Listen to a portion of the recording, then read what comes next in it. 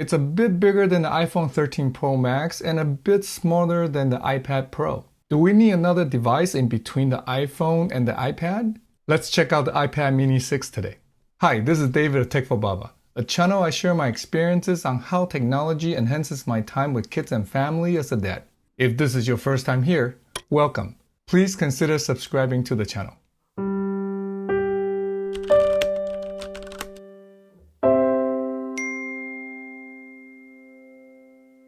In today's video, let's unbox the new iPad mini 6 in purple, go over its many updates, and end with whom I think the iPad mini is for. It comes in this white box with the front of the iPad mini printed on the top. Cool how the wallpaper spells out mini. The text and the Apple logo on the side are in matching purple color. Nice touch. Unlike the new iPhone 13s, the iPad mini packaging still has a plastic wrap around it. Probably the last few times we'll be tearing this open. Inside the box, there's the iPad. It is a small one. Even though purple isn't usually the color I go for, this new purple color is a good looking one. I know my wife loves it. The small size makes it very comfortable to hold. More on that later. Besides the iPad mini, there are the usual introduction and warranty paperwork, and a couple of white Apple stickers. Apple still includes a 20-watt USB-C power adapter with the iPad mini, and there's the USB-C to USB-C charging cable. The iPad mini 6 comes in 4 colors: space gray, pink, similar to rose gold, purple, which is the one I have here, and starlight, an off-white color with a little gold tint. I think this purple is the best looking one. The iPad mini finally got redesigned this year. The edges are now squared off like the modern iPad Pro, iPad Air, and the iPhones. The screen is bigger at 8.3 inches with thin bezels all the way around. There's no longer a home button. It's about 7.7 inches tall. That's shorter than the previous iPad minis. 5.3 inches wide and a 1/4 inch thick. Very light at only 10.3 ounces or 293 grams. That's only a couple of ounces heavier than the iPhone 13 Pro Max. By the way, if you want to see my unboxing and thoughts on the Sierra Blue iPhone 13 Pro Max or the pink iPhone 13, also introduced in this year's California streaming event, check out the links here and below in the descriptions. Okay, back to the iPad mini. Just like the iPad Air 4, the Touch ID is now moved to the power button on the top.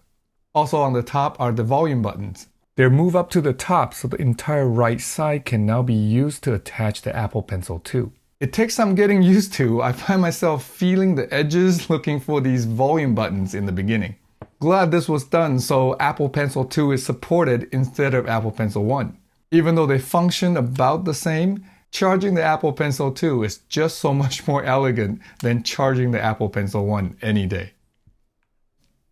There are now speakers on the top and the bottom, so we get stereo sound when we watch videos in the landscape mode. Here's a sample of how these speakers sound.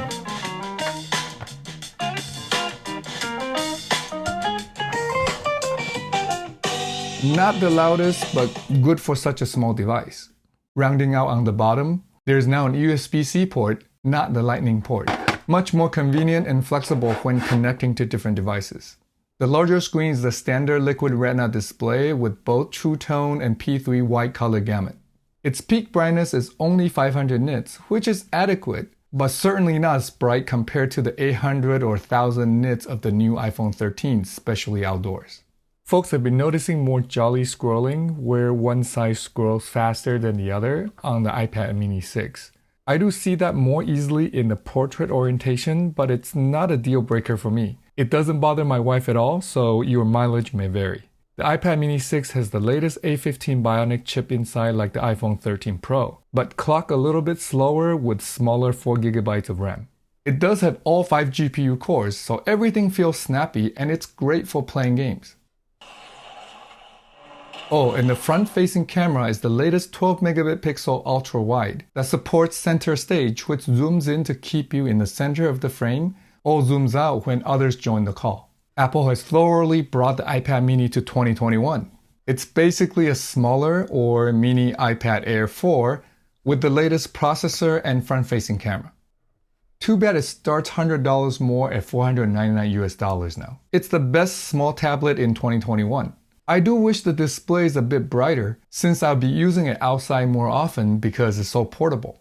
There seems to be extra large empty space left blank on the screen between the icons and the bezel. Since it's already a mini tablet, it'd be great if Apple can update the iPad OS to make better use of the precious screen real estate. Nevertheless, this tiny, cute tablet is very powerful. Fits well in the palms of my hand.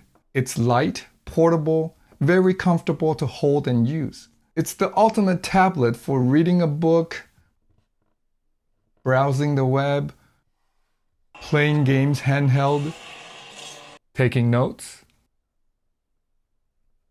and watching a quick video on the sofa, in bed, around the house, or on the go around town.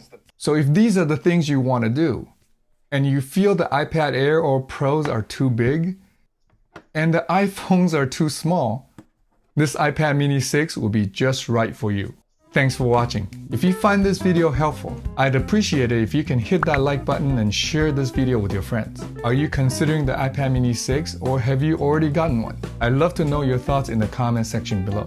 If you want to see more videos on how technology can enhance our life with kids and family, please subscribe and turn on the bell to be notified when I put out my next video. I'll see you in the next one. Until then, remember to cherish each moment.